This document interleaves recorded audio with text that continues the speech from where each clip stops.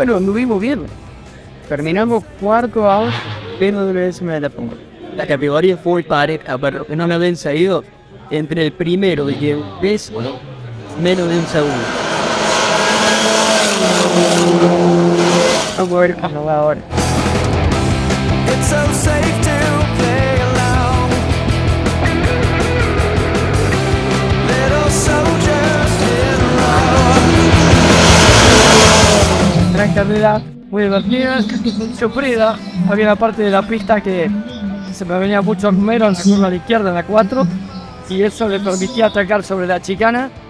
Me costó mucho poder contenerlo de la chicana y bueno, sobre todo tratar de que la definición sea limpia, tener la maña de cubrir la cuerda a la salida y bueno, se dio para mí. Little soldiers in a row. Falling in and out of love.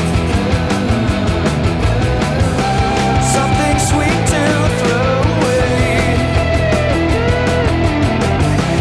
I want something good to die for. To make it beautiful to live.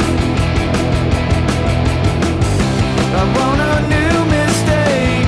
Losers more than hesitate. You believe it in your head. I can go with the flow. Don't say it doesn't matter. I can go leave it in your head. You believe it in your head. You believe it in your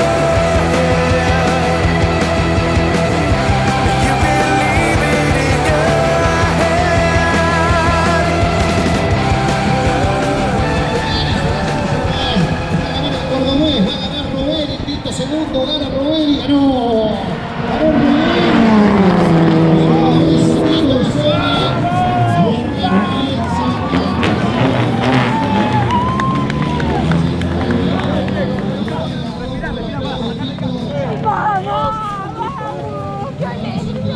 Don't say it doesn't matter. I can go. Y mira, fueron muchos años de esperar esta, porque la remamos en dulce de leche. Estábamos con buenos parciales, veníamos con algunas posiciones interesantes, pero no podíamos terminar. Este año fue un año duro. Bueno, se dio una carrera soñada para mí. Muy tranquilo porque sabía que el auto estaba bárbaro.